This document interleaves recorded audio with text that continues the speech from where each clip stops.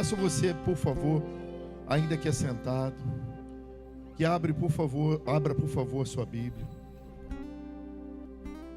Na carta de Paulo à igreja de Filipenses, capítulo 4. Filipenses, capítulo 4.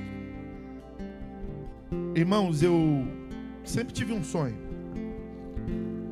de ler a Bíblia toda. E hoje em dia, eu descobri que depois de ter lido a Bíblia toda várias vezes, existem coisas que a gente pode ler, e existem versículos que a gente fica agarrado nele em certos tempo da nossa vida.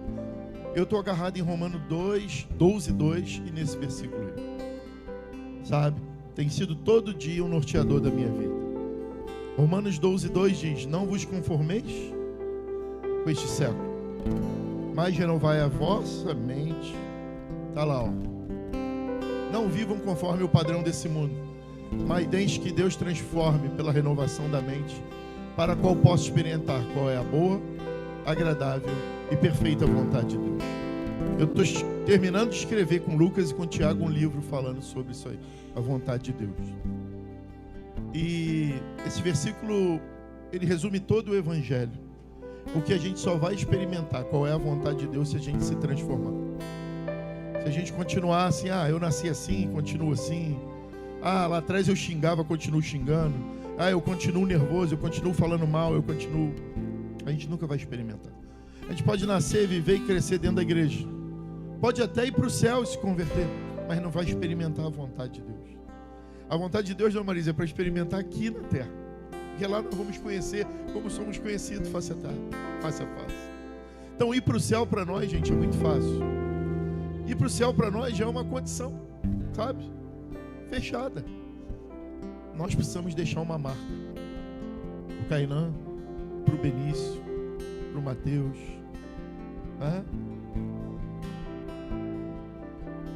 Para aqueles que virão. E a Julie só vai entender o que é isso quando ela olhar para a nossa vida e ver uma geração apaixonada. Uma geração apaixonada, né, que vive pulando, gritando. Quantas vezes no nosso meio a gente já viu tudo? Em quantos encontros, reencontros a gente viu isso? Mas a gente só vai experimentar mesmo, gente, um avivamento genuíno quando a gente vê transformação no nosso meio. Quando a gente vai ver uma geração apaixonada por cumprir os princípios de Deus. E é isso que eu tenho orado pela nossa igreja, por cada um de vocês, pela casa de vocês. Que os nossos filhos, netos, bisnetos olhem para nós e não vejam o Botafogo em nós. Que eu não seja reconhecido por ser botafoguense, por ser professor, por ter sido uma pessoa que leu e estudou muito. Eu quero que o Benício um dia conte para os netos dele. Eu tive um avô que era apaixonado por Jesus. E é isso. Filhos que veem pai apaixonados por carro, eles serão apaixonados por carro. Filhos que vão ver o pai apaixonados por futebol, serão apaixonados por futebol. Aquilo que a gente se apaixona e vive, faz dentro de casa, é o que nossos filhos verão e repetirão. Eu estou experimentando algo surreal, né? A mãe da Carla, o pai da Carla, a avó da Carla e o irmão da Carla, ontem nos chamaram para almoçar junto. E eles estão assim, né, Tiago? Apavorado, porque agora você pega o Bento para dar colo, e quando ele não quer, ele faz como, Tiago? Ele olha para alguém e faz assim, né? Aí a pessoa tem que cantar, bota aqui, pipi um ovo pro Bentinho, papa tudo. Ele olha para alguém de óculos e ele faz assim, ó. Sabe por quê? Porque eu ensinei ele. Ele pega meu óculos e tira, aí eu faço assim, vovô tá ceguinho, cuida, aí ele morre. Aí não pode ver alguém de óculos, né? E o padrasto da Carla usa óculos. Ele pegou o Bento no aniversário, saindo do carro, ele olhou para eles dois e fez assim. Aí ela, gente, será que ele tá com problema na vista? Aí a Carla, é o avô que ensinou o vovô ceguinho. Ela, o que é vovô ceguinho? Isso me assusta, gente. Porque eu quero que o Bento olhe para mim e veja o meu melhor. Quando o Bento entrou para a UTI, foi uma crise. A gente está preparado para o jejum, a gente está preparado para ver o Mar Vermelho se abrir, mas a gente não está preparado de sair de 40 dias de jejum e ver o diabo esperando na porta. A gente não está preparado para sair do jejum e alguém falar, você vai para a cova dos leões porque orou. A gente está preparado para atravessar o Mar Vermelho e do outro lado tem um exército esperando, tendo fugido de um. Aprenda uma coisa, irmãos, a nossa vida sempre vai ser difícil. E a gente só vai aprender a ser cristão quando aprender a perder. Porque isso é ser cristão. Se a gente quer a nossa família feliz, a gente precisa perder. Se a gente quer a nossa vida feliz, tem que aprender a perder. Se a gente levar a vida, Eric, olho por olho, dente por dente, até nós vamos viver cegos e banguelas. Porque muitas vezes eu olho para mim e não me entendo. Eu fiquei 5 dias, de domingo passado até sexta-feira, sem comer. Porque quando o Bento entrou na UTI, a mãe da Carla declarou coisas que eu, como pastor e homem de fé, poderia ter tratado de outra maneira, até porque ela não segue a nossa doutrina. E eu reagi muito mal, explosivo, repreendi de uma forma que não era para ter feito. E aquilo criou uma celeuma. A Carla e o Tiago não souberam tratar. E eu fiquei orando a Deus, tentei me aproximar de algumas vezes, não deu. E eu falei, Senhor, esse diabo vai morrer no dia do aniversário. E eu fiquei 5 dias jejuando, porque eu não queria mais ter razão. Eu queria que a minha família voltasse a sorrir, estar unida e estar feliz, como foi ontem, no almoço que eles nos convidaram para ir. E quem estava lá viu. E no momento de que o vídeo, pode passar o vídeo? Pode, filho. Que o vídeo que o Tiago e a Carla passaram, que destruiu todo mundo. Uns fizeram festas, minha sogra só acreditou agora, né? Ficou todo mundo sem entender nada. Mas a Carla está grávida de novo, gente. Tem o vídeo aí, Vicky? Tem como passar? Tem, filho? Está no grupo da família. E eu aproveitei aquele momento e falei, diabo, agora que você cai. E ali eu pude declarar isso. E pude declarar que muitas vezes o que a gente entristece as pessoas no privado, a gente tem que alegrar na frente de todo mundo. Sabe por quê? Porque é o nome de Jesus que precisa ser exaltado. Eu tenho certeza que o inferno naquele dia rolou, chorou. E se houvesse alguma acusação de ilegalidade sobre a barriga da minha nora, sobre a vida do meu próximo neto, ela foi quebrada ali. Lutero declarou algo muito importante. Escute isso. Sobretudo os que ainda não são casados. Letícia, Gisele. Mas meninos e meninos, quando começa a guerra, Deus se retira. Nosso Deus é um Deus de amor, um Deus de paz. Aonde houver guerra, Deus não está ali. E a gente precisa aprender a perder. O que eu viver é Cristo. E o morrer, eu considero como lucro. Quem escreveu isso, eu estava conversando hoje com o Dudu, testemunhando para ele ali. Cadê o Dudu? Está aqui? E chorando junto com ele ali, falando, Dudu, Paulo escreve Timóteo 4, indo para ser decapitado. Timóteo 2, capítulo 4. E Marcelo, alguém que ia ser decapitado, escreve, Rodrigo, a seguinte coisa: combati. Peraí, o camarada vai ser decapitado. Entendeu isso, Flávio? Como é que alguém, jornalista, que vai ser decapitado, escreve que combateu um bom combate?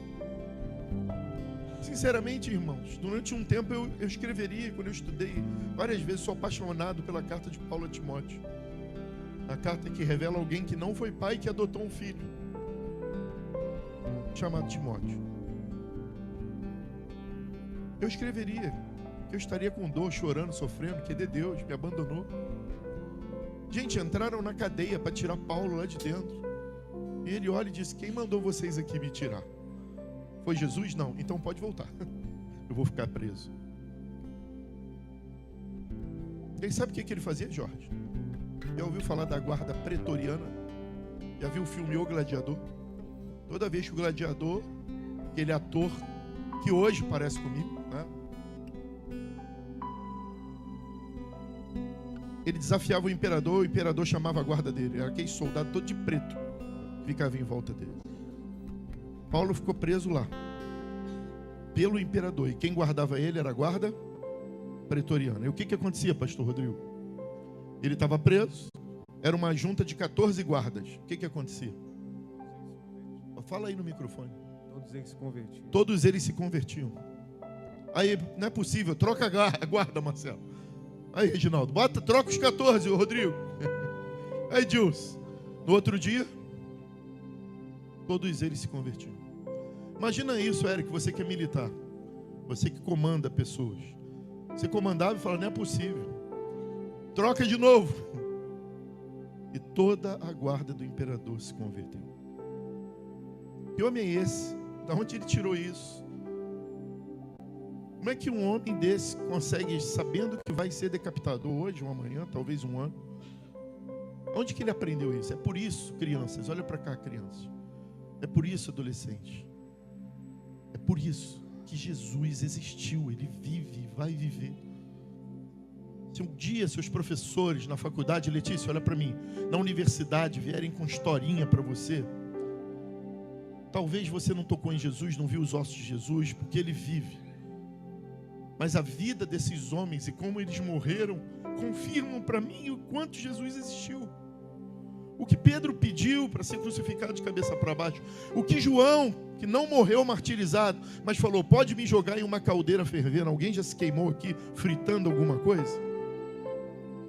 Ninguém pode roubar de nós. Ninguém pode roubar de nós. E esse versículo de Romanos 12, 2 tem batido no meu coração, porque hoje a gente vê tudo dentro da igreja, mas a gente não vê transformação. As pessoas continuam xingando, roubando, fazendo do templo lugar de network, de encontro, de negócios, de promoção social, de áreas VIPs. Irmãos, não existe evangelho sem transformação. Eu não sou de brigar em rede social, eu não sou não. Eu aprendi algo com o meu professor de filosofia, algo muito importante, um deles. Eu tive aula durante um tempo com o Mário Sérgio Cortella, e ele falou uma coisa, nunca discuta com quem é mais ignorante que você. No final ele não vai entender o que você está falando, ele vai se martirizar e você que vai ser o vilão, arrogante e pedante.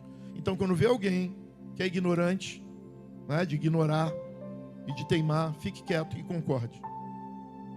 Eu não discuto rede social, mas o pastor Ulisses me passou algo essa semana e quando eu abri os comentários me revoltou. Um bando de jovens concordando, um homem, um pastor famoso e vários outros, de várias igrejas famosas, ouvindo um homem dizer que João Batista, em Mateus, afirma que João Batista batizava mediante a confissão e arrependimento de pecados. Como Jesus foi batizado? Por João Batista, Jesus pecou e um monte de gente engolindo água podre e carne podre. E os jovens comentando, meu Deus, não sabia disso. Glória a Deus, revelação. Eu posso ouvir uma misericórdia dessa igreja. Irmãos, os pais da igreja aboliram e brigaram com isso. Há 2000 anos atrás, gente morreu por defender isso. E um bando de gente só sabe estudar PNL, só sabe estudar coach, só sabe estudar autoajuda, porque não conhece a Bíblia. Só quer motivar. Sabe qual é a motivação? Jesus morreu por nós e nos salvou. Hoje é domingo, é o primeiro dia da semana. Eu não venho aqui para buscar nada, eu venho para entregar. Ele me deu vida. Tem tanta gente com câncer agora dando glória a Deus. Tem tanta gente agora nesse cemitério cantando glória a Deus pela vida de alguém. Mas tem muita gente sem esperança, se jogando de prédio. Alguém agora nesse mundo está se matando sem esperança. Alguém agora nesse planeta está estuprando alguém. Alguém agora nesse planeta está sendo assaltado e assassinado. Alguém. E nós estamos querendo viver coisas e não Jesus. Nós fomos chamados para algo maior, irmãos.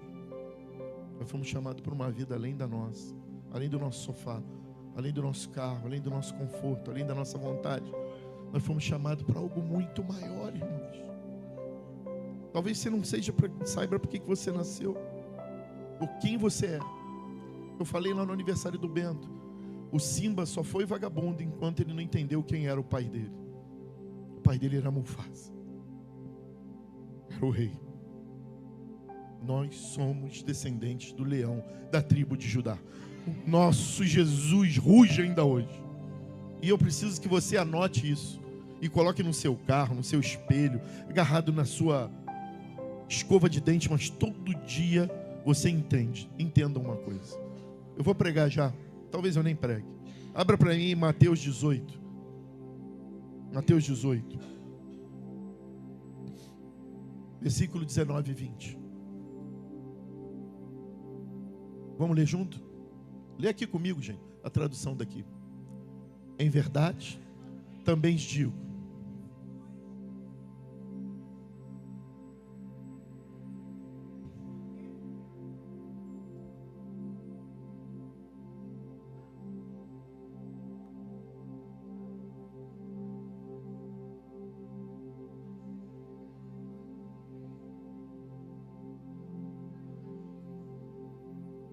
Volta, filho, o 19.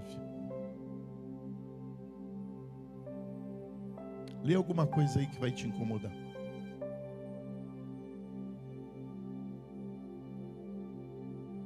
O que está te incomodando? É isso aí, dona Marisa, é isso aí. A senhora pegou. Qualquer coisa. Diga comigo, qualquer coisa. Qualquer coisa. O que Jesus disse através de Mateus para nós é que se houver concordância entre dois, qualquer desafio a gente pode vencer. E aí, quando eu leio esse texto, eu olho para a Janaína e nós somos dois lá em casa, e eu pergunto, aonde que nós não estamos concordando? Aí eu quero te dizer que a Bíblia ela é feita de princípios. E a palavra ela é feita de princípios. Tem muita gente, e muitas vezes a gente está muito preocupado com o diabo. Quando às vezes o que está faltando é concordância. Diga bem alto comigo, princípios. Diga bem alto, princípios. No princípio Deus fez o céu e fez a terra. Deus não podia ter feito tudo ao mesmo tempo, Silvana? Por que Ele foi fazendo a cada dia uma coisa e no sétimo Ele descansou? Por que será? Por que será que Jesus teve que nascer em pele humana? Por que será que Jesus teve que morrer? Nem Deus desrespeita princípios. Princípios gerados por Ele. Quer ver uma coisa, gente? Hoje é Dominus. Para os judeus, hoje é Sabate. Para os islâmicos, sexta foi Ishna. Eu andei por esse mundo todo do Oriente Médio. Sexta-feira você não consegue nada na Jordânia, em Dubai, em Abu Dhabi, no Iraque, na Turquia. Nesses dias a gente não marca nada. Sabe o que a gente faz nesses dias? Quando a gente está nesse país, marca culto. Marca em conhecer coisas, né, Ana? Comuns, ir no mercado. Porque nesse dia, o árabe na sexta-feira não abre nada. No sábado, nem elevador em Israel funciona. Não é, Ana? Eles não apertam tecla para gerar energia. Porque aquele dia quem gera tudo é Deus. Hoje é domingo, diga domingo. A gente precisa entender que hoje não é dia de arrumar a casa. Hoje não é dia de fazer coisas. Hoje é o dia do Senhor. Se a gente quer que a nossa semana viva bem, eu não estou dizendo para você ser um Corolla e hoje está o dia todo na igreja, não. Você precisa separar um tempo para a tua família, para você, para todo mundo à tua volta, e entender, hoje é o dia do Senhor. A gente precisa entender certas coisas. Mas onde está isso na Bíblia? Eu acho que é o 4º mandamento. Sinceramente, não é firula não. Eu não consigo gravar tudo, mas acho que é o 4º mandamento. Vê aí para mim, Vicky, o 4º mandamento. Alguém pode dar um Google aí?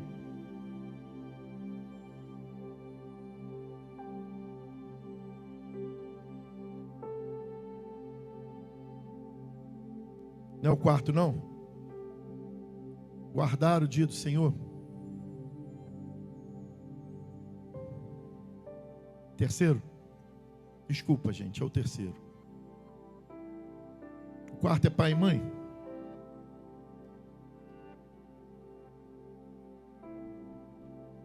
Tem como projetar? Não.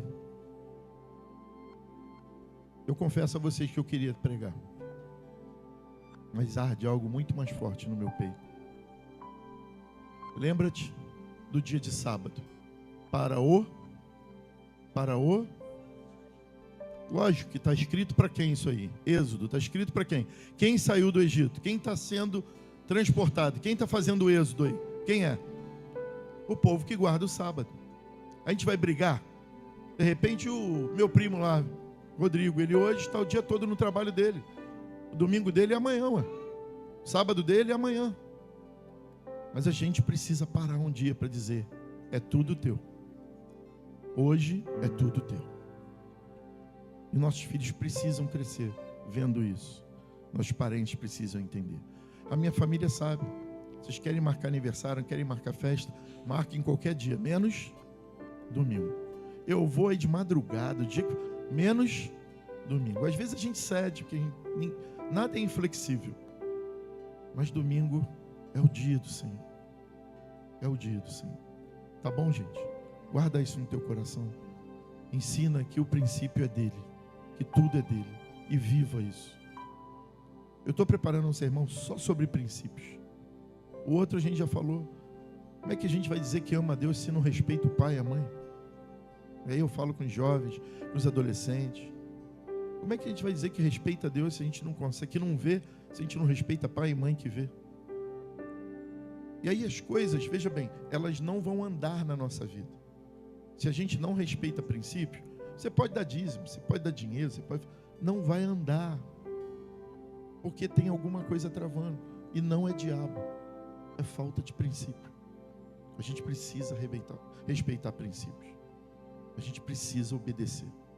Houve um homem que teve a coragem de olhar nos olhos de um rei e dizer para ele: Saul, o que você está fazendo? Não era para você guardar nada disso.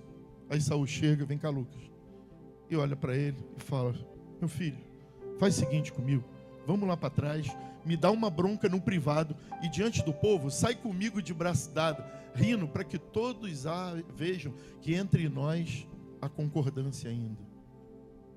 Qual é o nome desse menino, desse homem? Já era um idoso. Qual era o nome dele? Ele foi criado por um profeta. A mãe dele não engravidava, a mãe dele chamava Ana. Vamos ver se as crianças sabem, ó. Deus te chama lá do céu. A profeta Enija. Esse menino, ele tinha uma cama, mas ele preferia dormir diante da arca. Samuel, o que você está fazendo? Eu estou dormindo diante da arca. Esse era Samuel. Que ia lá e falava: Eli, me chamou. E quem era responsável para cuidar dele, Mimi? Dizia assim: não te chamei não, vai dormir, garoto. E lá para a terceira vez, o profeta se tocou e falou: talvez possa ser Deus. Diga assim: fala, Senhor, que o teu servo ouve. Irmão, sabe o que me choca em Deus? É que Eli não soube criar os filhos dele. Eli olhou para Ana e disse: está bêbada, cala a boca. E Deus mandou Ana entregar o filho dela para esse homem cuidar. E sabe por que Samuel cresceu assim? Porque Ana obedeceu princípios. Princípios não é para a gente saber, nem entender. Princípios acontecem para nós obedecer. E ele olhou para esse rei e falou assim: hoje você perde o seu reinado. Porque você não entendeu que obedecer é melhor do que... E ainda disse além: porque a desobediência é pior do que feitiçaria. Vocês estão entendendo o que eu estou falando?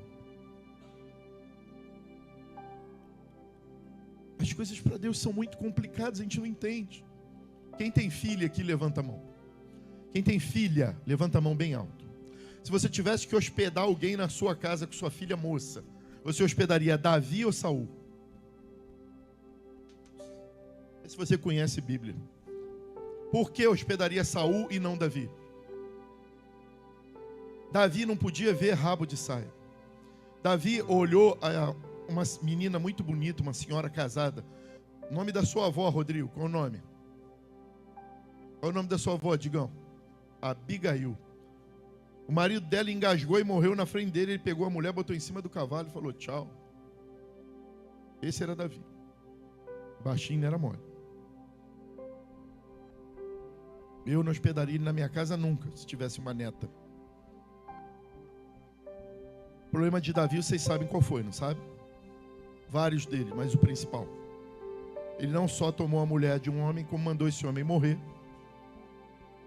para poder ficar com a mulher dele. E Saul só desobedeceu. Pois bem, Davi, homem segundo Saul. Posso dar uma dica para vocês? Anote aí. Quem não tem Prime é R$ 9,90. Acho que agora aumentou um pouquinho.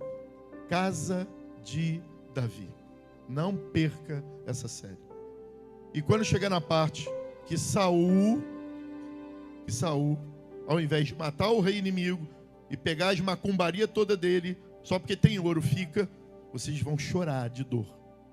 Na hora que Samuel olha e fala: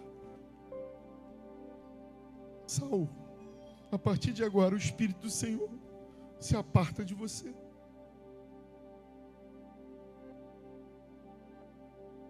E você vai entender Davi rolando para lá e para cá e: Senhor, tira de mim qualquer coisa, só não tira de mim o teu Espírito, a tua presença. Tem um hino que foi feito baseado nesse salmo que você canta em mim. Muito cantou, né? Geração de 90.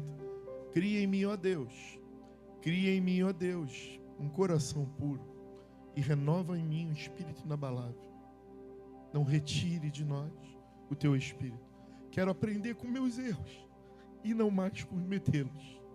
Sei que não vai ser tão fácil, mas difícil é continuar no erro e viver no mesmo desespero sem ficar para trás. Eu quero ser um homem.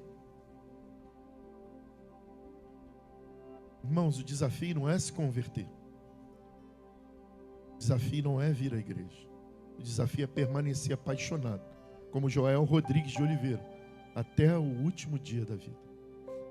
Meu avô nasceu na igreja, viveu na igreja, morreu na igreja. Não tinha um testemunho impactante. Não saiu da macumba, nunca lá roubou ninguém. O testemunho do meu avô é que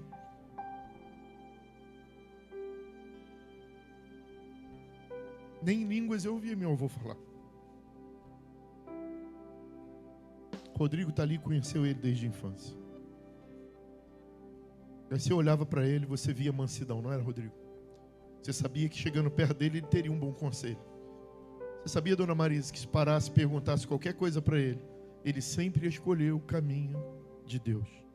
O testemunho do meu avô, Jaqueline, era simples. Ele se apaixonou por Jesus em criança e morreu apaixonado por Jesus. O que eu quero dizer com isso? Precisa ter grandes, mirabolantes testemunhos. Mas se você nasceu apaixonado por Jesus, não importa qual a idade que você nasceu para Jesus, teu desafio é morrer apaixonado por Ele. Não deixa que um pastor apague esse brilho. Não deixa que um problema apague esse brilho. Não deixe que nada apague esse brilho. Nós precisamos estar apaixonados por Jesus. Problemas a gente vai ter até o fim. Põe a mão na sua cabeça. Põe a mão no seu coração. Repita comigo: Senhor, eu preciso de um coração compassivo e uma mente ensinável. Repita isso aí do seu jeito. Só quero te explicar uma coisa. Tira a mão. Uma coisa a gente vive sozinho, que é a mente ensinável. Mas uma coisa a gente não vai conseguir viver sozinho. O que é? Coração compassivo. Deixa eu explicar para vocês. O que é coração compassivo? Alguém sabe? Coração compassivo é a capacidade de olhar para o outro no pior momento dele e se colocar no lugar dele. Então, Juliane, olha para o Rodrigo. Diga: Rodrigo, olha para Juliana. Olha para a sua esposa. Diga um para o outro assim: eu não vou conseguir vencer a cruz sem viver as tuas dores. Pior momento de Jesus, estavam xingando ele, era sábado, gente. Eu acabei de falar, Eu quero terminar lá, 11h42, passei 1 minuto. Eu quero terminar como eu comecei. Era dia santo para eles, para aquele povo, era sábado. Jesus foi crucificado às 3 da tarde. Eles queriam ir embora para casa, para Rosângela. Beber, comer, festejar. Até hoje, o sábado em Israel é o quê, Ana? Uma festa. Eles se arrumam como se fosse para um casamento, Camilo. É lindo o sábado, né? Luzes acesas, velas acesas, dança, música. E Jesus estava lá morrendo ainda. Morre logo, que a gente quer ir para a festa. Ele teve a capacidade de ouvir um ladrão.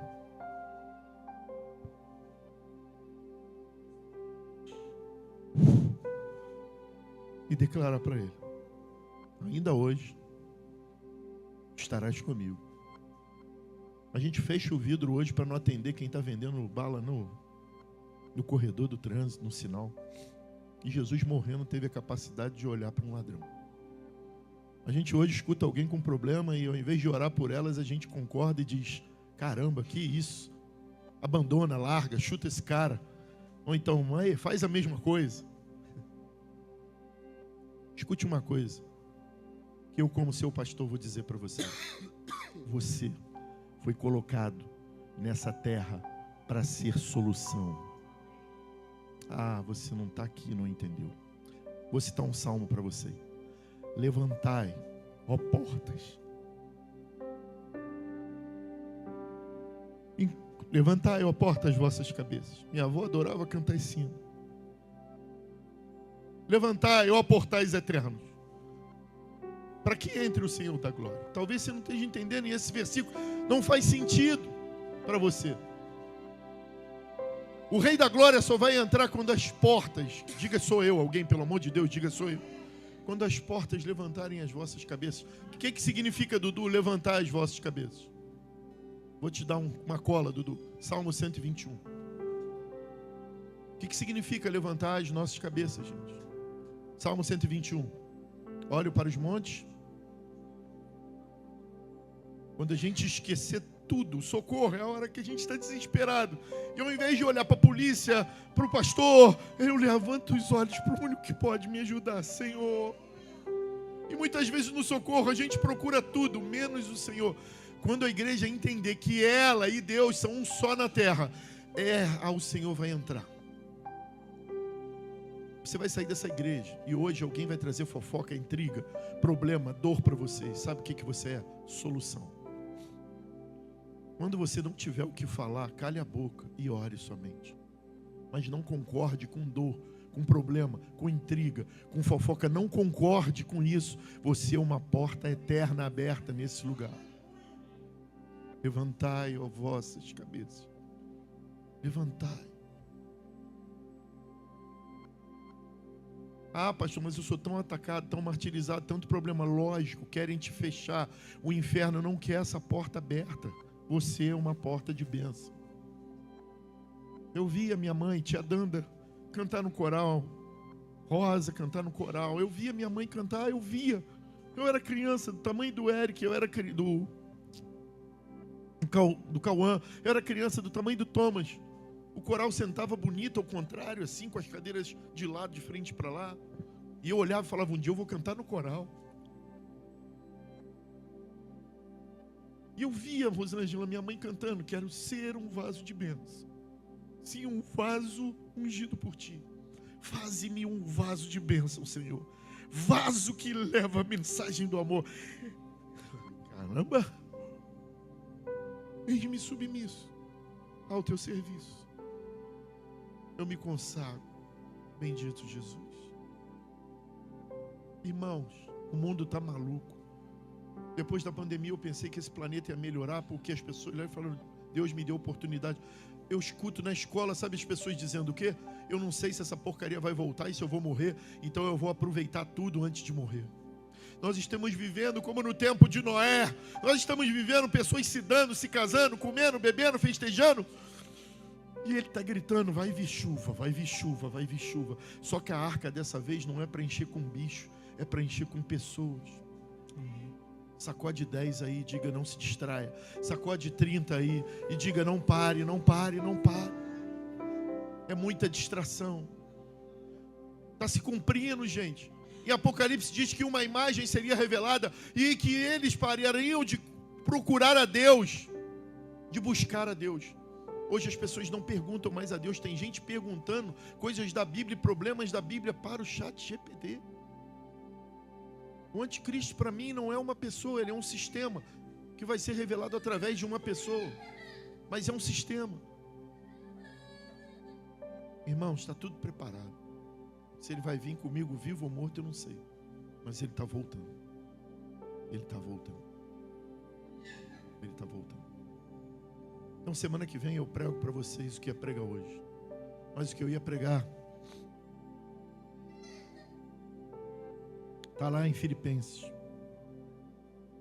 Eu quero concluir. Filipenses 4:8. Vamos ler junto? Finalmente, irmãos. Tudo que é, diga comigo, verdade. Tudo que é, diga respeito. Tudo que é, diga justiça. Tudo que é, diga pureza. Tudo que é, diga comigo, amor.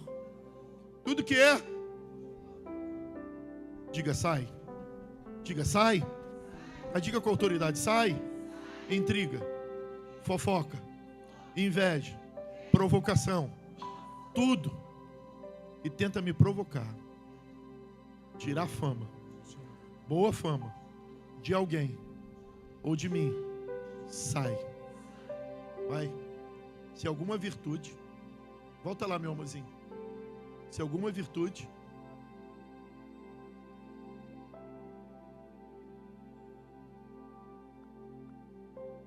isso é um princípio. Isso aí é um princípio. O que tem que habitar a nossa vida diariamente é isso aí. Verdade, respeito, justiça, pureza, amor e boa fama para mim e para o meu próximo. Ah, o Reginaldo roubou. Problema, ele roubou a você, mas já pode ter se arrependido. Você já parou para pensar que o Dilson acabou de cometer um pecado lá na casa dele, mas ele entrou no carro e falou: o que eu estou fazendo com a minha vida, com a minha família? O que eu estou fazendo com o meu casamento, com meus filhos? Senhor, perdão. Ele chegou aqui. Você soube que ele cometeu um pecado, mas ele se arrependeu. Olha para quem está ao seu lado. Diga: problema agora é teu. Está falando de alguém que já se arrependeu.